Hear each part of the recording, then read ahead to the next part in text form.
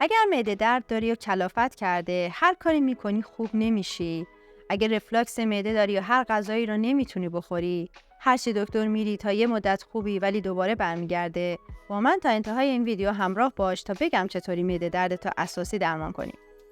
آیا میدانید که معده درد به عنوان 5 ناراحتی آزاردهنده و سخت در جهان شناخته می شود؟ معده درد یکی از بیماری‌های شایع دستگاه گوارش است که اغلب به دلیل ایجاد آسیب در بخش‌های دیگر بدن به وجود می‌آید. علت درد معده می‌تواند ناشی از بیماری‌هایی در بخش‌هایی همچون کیسه صفرا، قلب، کبد، لوزالمعده یا آسیب‌های روده‌ای باشد.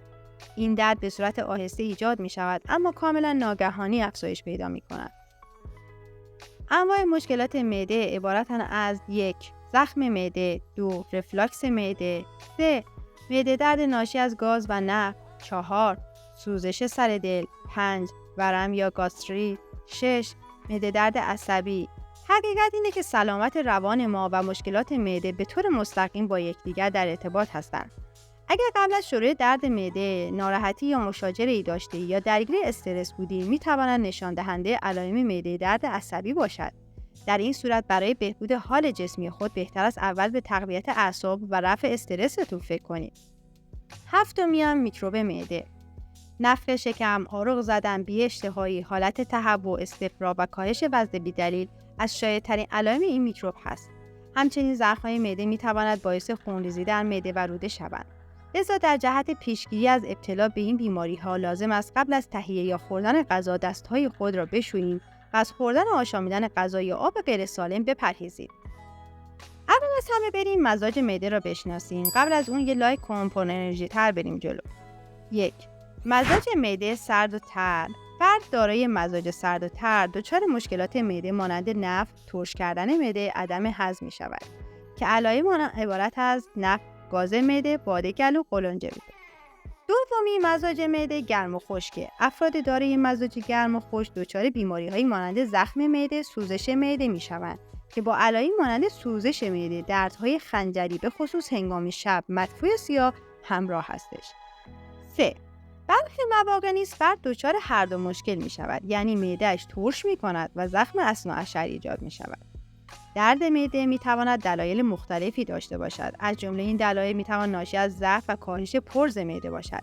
طب اسلامی در این خصوص راه‌های درمانی فوق‌العاده موثری ارائه کرده که به اذن خداوند می‌تواند بسیار درمانگر مفیدی باشد و شما را از مشکلات ناشی از آن خلاص کند. 1. درد معده سرد که همون نفت باشه، تدابیر داروییش مرکب 9 گرم کننده معده، هازوم رشد پرز معده، مرکب 2 تقویت معده، دمنوش زیر سیاه با جامع طب اسلامیه.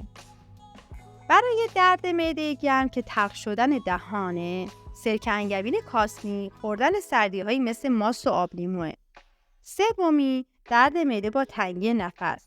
تدابیر داروییش مرکب 2 تقویت کننده معده است، جامع به اضافه آب زیره و نوشیدن چای زنجفیله. موارد فوق را از فروشگاه‌های طب اسلامی شهرتون میتونید تهیه کنید. این موارد کاملا گیاهی بوده و عوارضی نداره.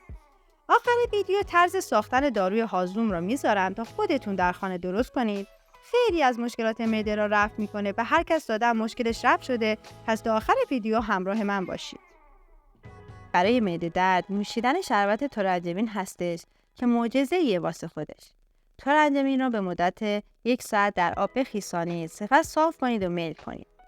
دومین نسخه اینه که خیلی هم موثره، به خصوص واسه کسایی که اسید معدهشون خیلی بالاست و حالت تهوع صبحگاهی دارن. 1 استکان عرق نعنا به همراه 1 قاشق مرباخوری تخم بارهنگ را در 1 لیوان آب داخل ظرفی ریخته و روی گاز قرار دهید. پس از به جوش آمدن 10 دقیقه آرام بجوشد. بعد از ولرم شدن با کمی عسل شیرین کنید و موقع خواب میل کنید. طول درمان بسته به نوع بیماری 40 الی 120 روز می باشد. کسانی که یبوست هم دارن علاوه بر معده درد نصف لیوان عرق نعنا و نصف لیوان گلاب استفاده کنن به همراه تخم بارهنگ. حالا بریم سراغ معرفی داروی هازوم. داروی هازوم هضم کننده یکی از داروهای ترکیبی طب سنتی اسلامی است که جهت درمان درد معده، درمان رفلکس معده، هضم غذا، متعادل کننده اشتها، رفع بلغم، جلوگیری از تهوع، ضد نفخ، رفع بوی بد مدفوع و تقویت کننده معده توصیه می شود.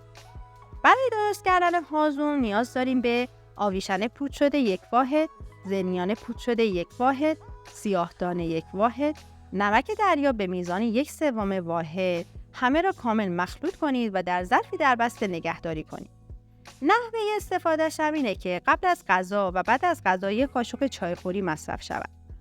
حتما در درستش کنید، واقعا معجزه میکنه، کافی امتحانش کنید. یک نقطه طب سوزنی هم معرفی کنم با نام مریدین معده ST25. جایگاه آن با فاصله 2 چون کنار نافه که در تصویر میبینید. کاربردش هم اینه که معده و طحال و روده ها را تنظیم میکنه. یک نقطه بسیار مهم برای مشکلات دستگاه گوارش، نفخ معده، زخم معده، رفلاکس معده، یبوست، اسهال خونی. برای انواع یبوست‌های مزمن و حاد بسیار مفیده. این نقطه را ماساژ دهید با آرامی چند دقیقه. اگر ماساژ این نقطه برای شما دردناک است، این درد نشانگر وجود مشکلی در روده و معده شماست.